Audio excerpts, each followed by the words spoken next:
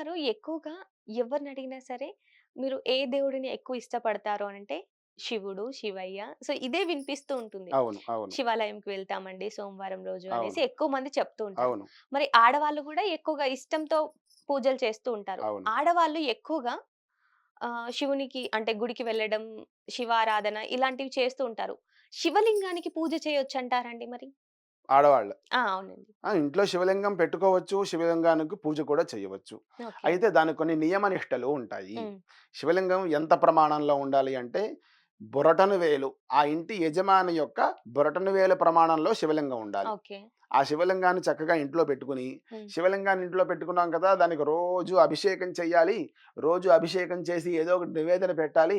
అందుకనే శివలింగాన్ని మేము ఇంట్లో పెట్టుకోలేకపోతున్నాం. మేము అంత నియమనిష్టలుగా ఉండలేకపోతున్నాము అనేటువంటి వాళ్ళందరికీ కూడా ఇదొక మంచి ప్రశ్న.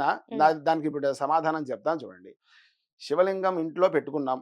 హ్మ్. ఇంట్లో పెట్టుకున్న తర్వాత ప్రతిరోజు దానికి మీరు స్నానం చేసి ఇప్పుడు మరీ అంత టైం లేకుండా ఉండేటువంటి వాళ్ళు పెట్టుకోవద్దు. నిజంగానే పెట్టుకోవద్దు. ఓకే.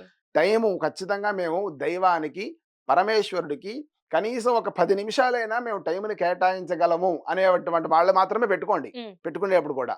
ఎందుకు అంటే మనం పెట్టుకుంటున్నాము అంటే దానికి మరి ఏదో ఒకటి పూజ కోసమే కదా పెట్టుకుంటున్నాం. అవునండి. ఫ్యాషన్ కోసం పెట్టుకోవట్లేగా శివలింగాన్ని. హ్మ్. కాబట్టి పూజ కోసం పెట్టుకుంటున్నప్పుడు మనం 10 నిమిషాలైనా స్వామివారికి కేటాయించాలి. హ్మ్. ఏం చేయను నాకు స్వామివారి ఫలితం ఇవ్వాలి అంటే ఎక్కడ కూడా జరగదు.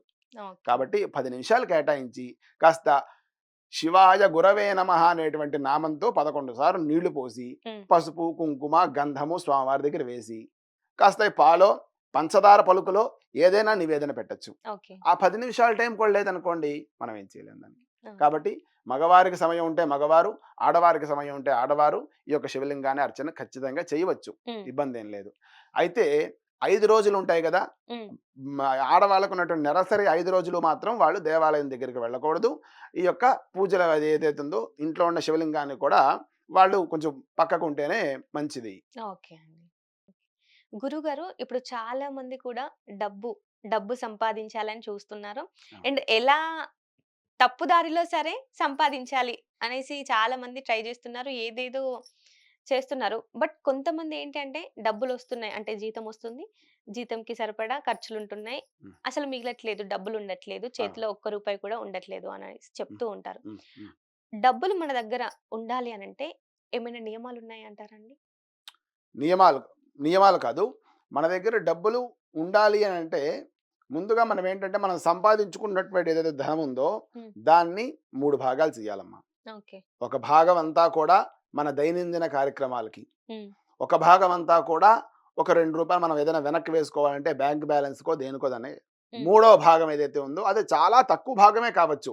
నీకున్నటువంటి 2 భాగాల్ని కూడా ప్రధానంగా చూసుకొని, ఈ మూడో భాగాన్ని నువ్వు ఎక్కువగా చూసుకోక్కర్లా. కానీ హ్మ్. ఈ మూడో భాగం అవసరం. కానీ ఎక్కువగా చూడక్కర్లేదు. హ్మ్.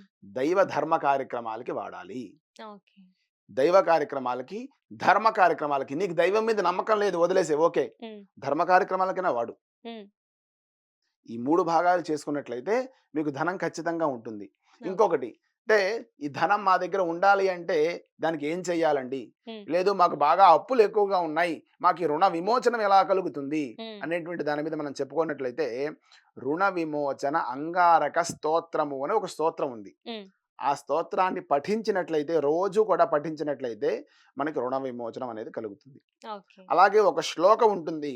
అంగారక మహీపుత్రో భగవన్ భక్తవత్సలః హ్మ్. రుణమాశు విమోచయ అనేటువంటి ఒక శ్లోకం ఉంటుంది. హ్మ్. ఆ శ్లోకాన్నైనా సరే పఠిస్తే మీకు ఉత్తమ ఫలితాలు కలుగుతాయి. ఓకే అండి.